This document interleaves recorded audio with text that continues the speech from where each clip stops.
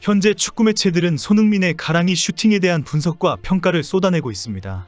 가랑이 슈팅이 정말 어렵기 때문에 최고의 기량을 가지고 있는 선수라는 증명이기 때문입니다. 지난 에버턴전에 이어 손흥민의 골키퍼나 수비 다리 사이를 노리는 슈팅이 잇따라 나온 것이 화제가 되는 이유입니다.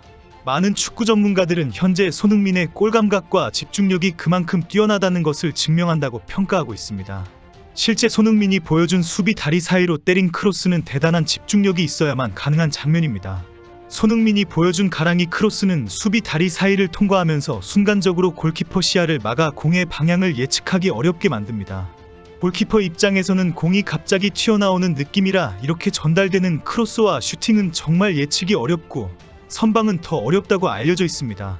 손흥민의 패스를 받아 골을 넣은 메디슨은 경기 직후 손흥민 얘기부터 먼저 꺼냈습니다.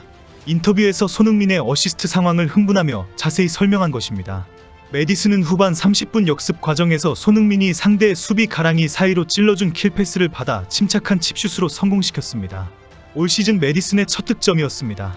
손흥민이 질주할 때에 미친듯이 따라간 이유가 손흥민이 패스를 해줄 가능성이 높다고 판단했기 때문이라고 밝혔습니다. 자신이 알고 있는 손흥민은 절대 이기적인 선수가 아니라 가장 좋은 상황을 만들어서 동료에게 패스를 하는 것을 기꺼이 하는 선수라는 것입니다. 메디슨은 손흥민은 훌륭한 골잡이지만 어시스트도 엄청나게 많이 한다. 그는 전혀 이기적인 선수가 아니다라고 말했습니다. 후반 10분 지나서 손흥민이 브레넌 존슨에게 패스를 하고 슈팅이 실패한 상황도 가장 좋은 상황을 찾는 손흥민이라는 것을 보여준 장면이라고 지적했습니다. 메디슨은 나는 항상 손흥민이 직접 슈팅에 욕심을 내어서 기회를 놓치는 선수가 아니라는 것을 잘 알고 있다. 나는 당시 미친듯이 손흥민을 따라갔다. 그리고 결국 어느 순간 내 발 앞에 공이 왔고 나는 가볍게 왼발로 살짝 칩샷을 했다라고 털어놓았습니다. 메디슨은 초집중해서 손흥민의 움직임을 쫓아갔지만 상대 수비수의 가랑이 사이로 미끄러지듯이 굴러오는 크로스에 깜짝 놀랐다고 상황을 설명했습니다. 지난 8월 25일 리그 2라운드 에버턴전에서 손흥민은 잉글랜드 국가대표 골키퍼 조던 픽포드에게 두 방의 치욕을 안겨주었습니다.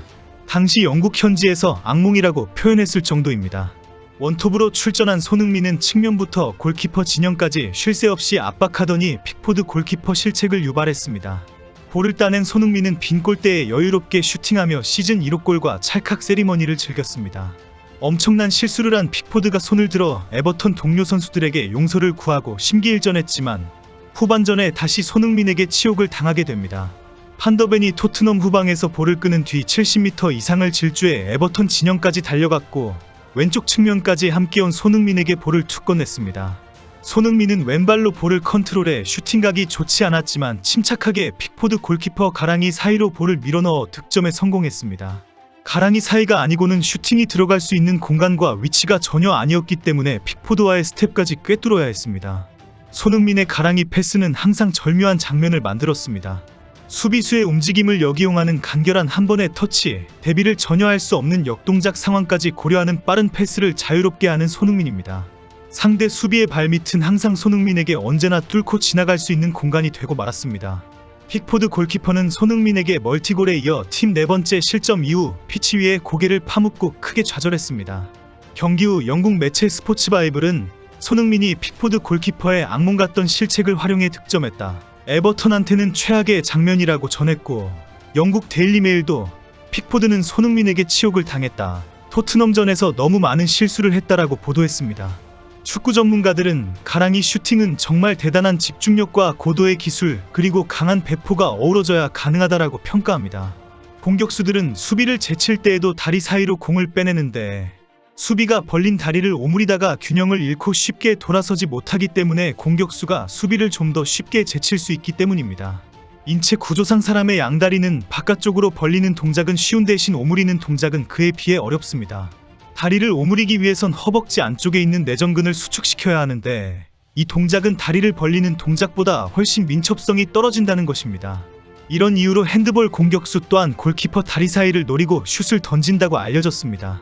손흥민의 가랑이 사이 패스 능력에 대해 강력한 인상을 준 경기는 카타르 월드컵 포르투갈전이었습니다.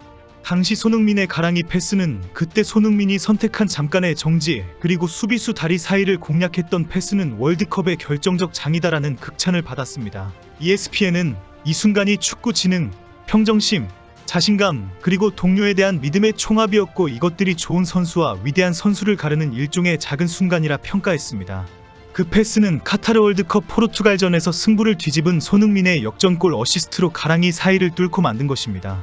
손흥민은 포르투갈과의 H조 조별 예선 후반 추가 시간 1분경 역습 상황에서 빠른 드리블로 한국 진영에서 포르투갈 골문 앞까지 질주했습니다. 당시 한국의 예선 탈락이 확정되려는 그 순간 60m를 질주하고 수비수 3명이 막아서는 상황이었습니다. 손흥민은 따라온 상대 수비수 가랑이 사이를 관통해 골문 안쪽으로 달려드는 황희찬에게 패스를 연결했습니다. 이 패스를 황희찬이 논스톱 오른발 슈팅으로 연결하며 득점에 성공했습니다. 이 경기로 1승 1무 1패를 기록한 한국은 H조 2위로 올라섰고 16강에 진출하게 되었습니다. 미국 폭스 스포츠는 카타르 월드컵 조별 예선에서의 최고의 베스트 어시스트로 선정한 바 있습니다. 손흥민은 브렌트포드전 이후 경기 공식 최우수 선수로 뽑혔습니다. 도움 2개를 비롯해 키패스 7개, 빅찬스 창출 2회 등 팀 공격을 이끌면서 팬들의 전폭적인 지지를 받았습니다. 손흥민은 이번 시즌 첫 번째, 두 번째 도움이자 공식전 4경기 만에 공격 포인트를 기록했습니다. 손흥민은 토트넘 입단 이후 EPL에서 개인 통산 64개의 도움을 쌓았습니다.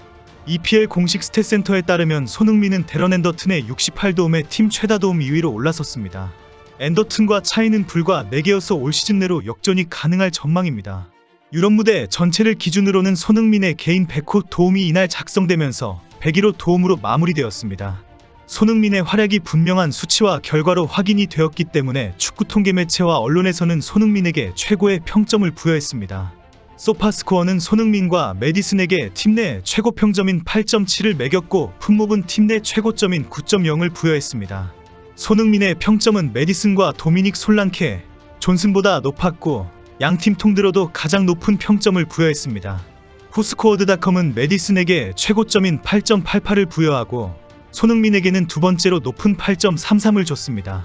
매체는 항상 위협적인 상황을 만들었다. 존슨에게 어시스트의 두 번째 골을 성공했다. 메디슨에게 완벽한 패스를 건넸다고 평가했습니다.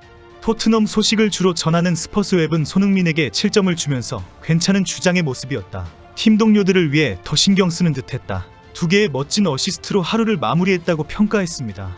현재 소셜미디어에서는 손흥민이 혼자서 기회 창출을 7번이나 했다는 사실이 큰 화제가 되고 있습니다. 브렌트포드 선수들의 전체 기회 창출이 6번인 것과 비교하면서 진짜 대단하다는 주장입니다. 손흥민의 활약은 통계에서도 확인되었습니다. 도움 이외의 기회 창출 7회, 슈팅 정확도와 드리블 성공, 패스 성공률에서 최고의 선수라는 것이 증명되었습니다.